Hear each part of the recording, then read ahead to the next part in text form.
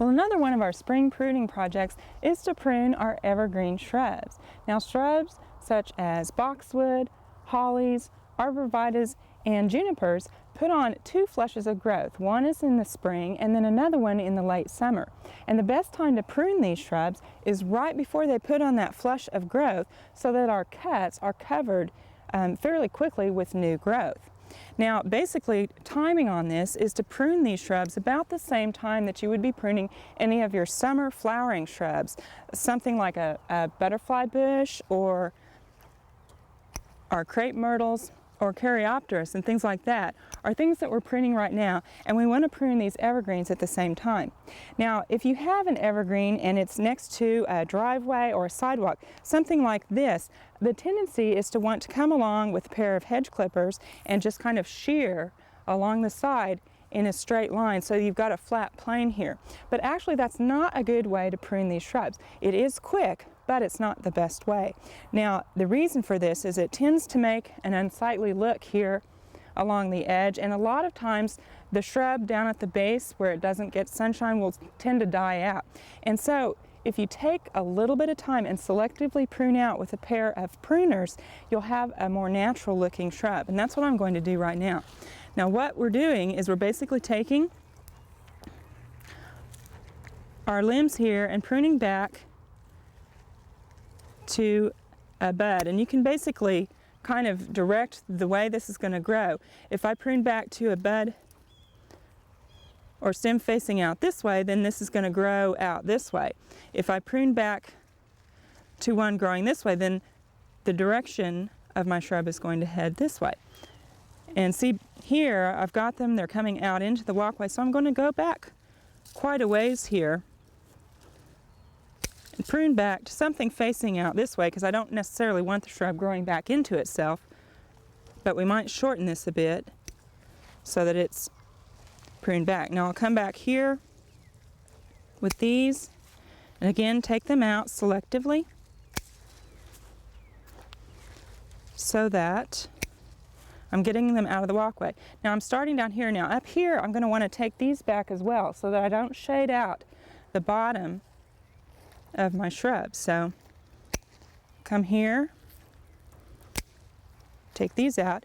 And the other thing about selectively pruning is actually, you know, I said that the flush of growth would cover our pruning cuts, but actually if you selectively choose where you're pruning, you can't really tell as much that the shrub has been pruned as if you had come along with a pair of hedge trimmers. Now I've got some larger branches here that I'm going to take out because they are in the walkway.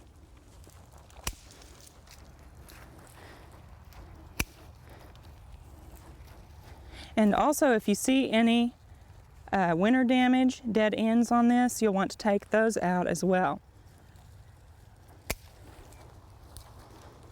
So you want to be careful not to prune too far back. You wouldn't want to just take all of these branches off because you'll get down into wood that may not sprout new buds. But if you're out on the perimeter and taking it back, you'll be all right.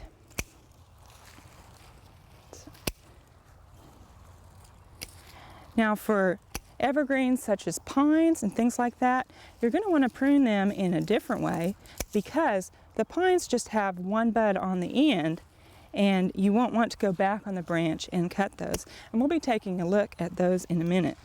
Now I'm just going to finish pruning this up so that you can see how it looks when pruned selectively.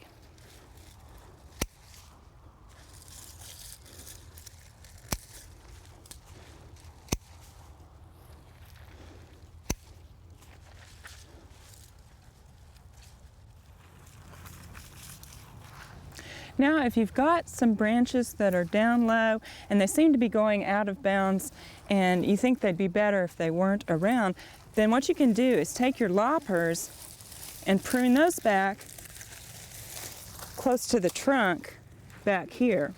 And that's what we're going to do. We're just going to remove this one at the base and get rid of it. And that gives us a better look, more contained here. Now you can see I've finished trimming here and I've basically got my shrub back where I wanted it, but it's a more natural look. It's not just a flat plane. Well, since we're done with this shrub, let's go take a look at the pine, and I'll show you what I was talking about with those buds.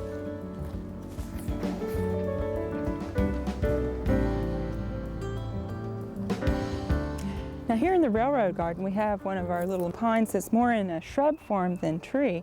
And what I want to show you here are the candles. These are basically the buds, and as they start to expand, they're called candles. And this is actually the only point of growth for this tree, is where each of these buds are expanding. There aren't any dormant buds back down on the limb here like there were on our juniper. So if we were to cut this back down here, we would basically be stopping the growth of this branch completely, and it would never grow anymore and would eventually die.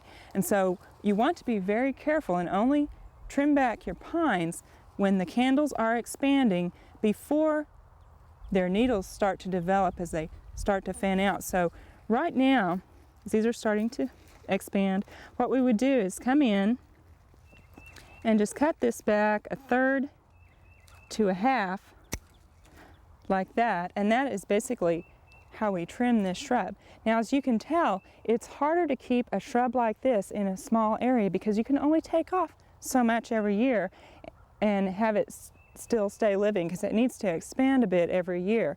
And so you might think of that if you're going to train a pine as a shrub, to give it a lot of space so that you don't run into problems of it growing over. Like we have here, it's growing over our railroad track. So what we're going to need to do is come in and probably remove completely some of these lower branches so that our train can come in. We hope you've enjoyed this classic from the Oklahoma Gardening Vault. Remember, even though these tips and techniques are timeless, there's always something new to learn in the world of gardening. By subscribing to both Oklahoma Gardening and OK Gardening Classics, you'll have access to a wealth of gardening knowledge, both classic and contemporary.